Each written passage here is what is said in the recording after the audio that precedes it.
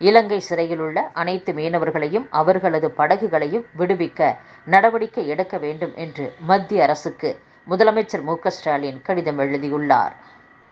கள்ளக்குறிச்சி கள்ளச்சாராய உயிரிழப்பு போன்ற சம்பவங்கள் இனி எங்கும் நிகழக்கூடாது என்று பாஜக முன்னாள் தேசிய செயலர் ராஜா வலியுறுத்தியுள்ளார்.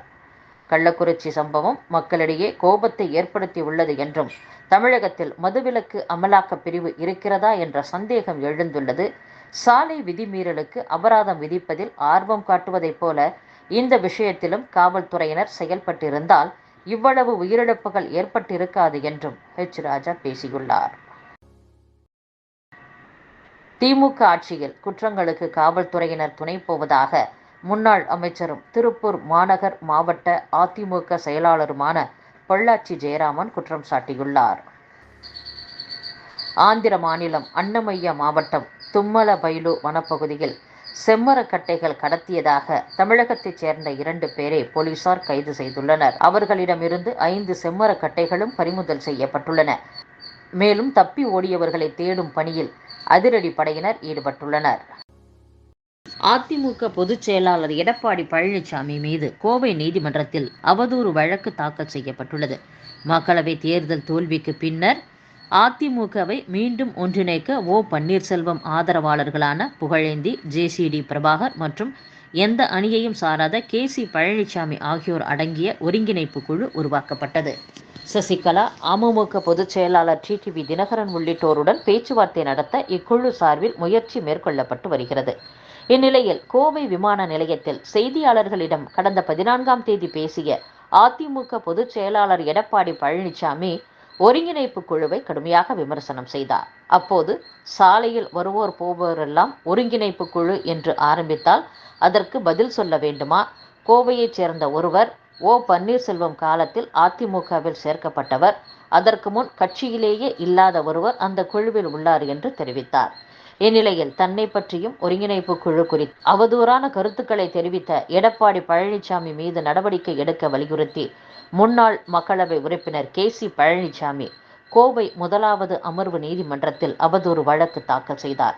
இந்த வழக்கு நாளை விசாரணைக்கு ஏற்றுக்கொள்ளப்படுவதாக தெரிவிக்கப்பட்டுள்ளது.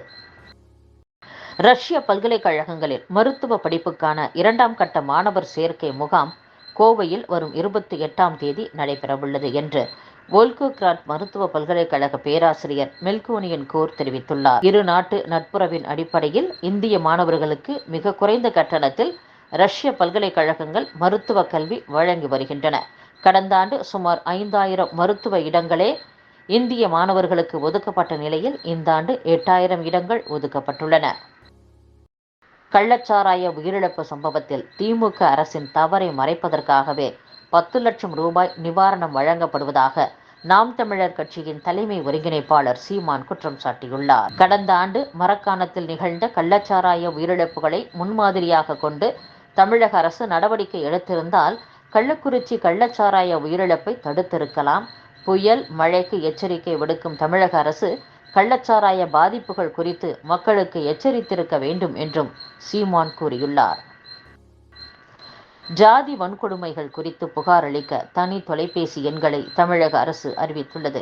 தமிழகத்தில் ஜாதி வன்கொடுமையால் பாதிக்கப்பட்ட ஆதி திராவிடர் மற்றும் பழங்குடியினர் இனத்தைச் சேர்ந்தவர்கள் மற்றும் பாதிக்கப்பட்டவர்கள் சார்பாக தகவல் தெரிவிக்கலாம். அதாவது வழக்கு பதிவு செய்தல், உதவிகள் தொடர்பான விவரங்களுக்கு 18002021 அல்லது 145666 ஆகிய கட்டணமில்லாத தொலைபேசி எண்களை தொடர்பு கொள்ளலாம். அரசு விடுமுறை நாட்கள் நீங்களாக அலுவலக நாட்களில் புகார்களை பதிவு செய்யலாம் என்று தமிழக அரசு தெரிவித்துள்ளது.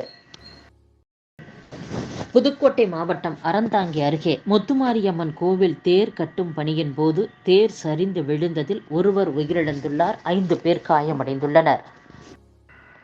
நாடாளுமன்றத்தில் இனி பாஜகவுக்கு ஆதரவாக செயல்பட போவதில்லை என்று ஒடிசா முன்னாள் முதலமைச்சர் நவீன் பட்நாயக் தலைமையிலான பிஜு ஜனதா தளம் முடிவு செய்துள்ளது.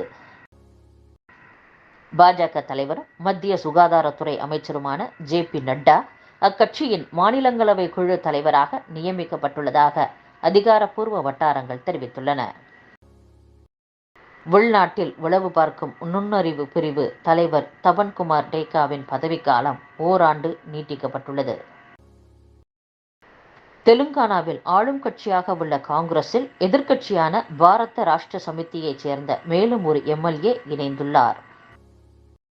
நாட்டின் நிகழ்கால பிரச்சினைகளில் பிரதமர் மோடி கவனம் செலுத்த வேண்டும் என்று எதிர்க்கட்சிகள் சுட்டிக்காட்டியுள்ளன.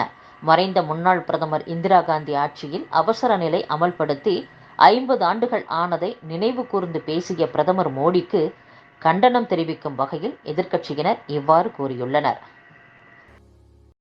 பாலியல் வழக்கில் கைது செய்யப்பட்டுள்ள கர்நாடக முன்னாள் எம்பி பிரஜ்வல் ரேவண்ணாவுக்கு ஜூலை 8ஆம் தேதி வரை 14 நாட்கள் நீதிமன்ற காவல் வழங்கி சிறப்பு நீதிமன்றம் உத்தரவிட்டுள்ளது.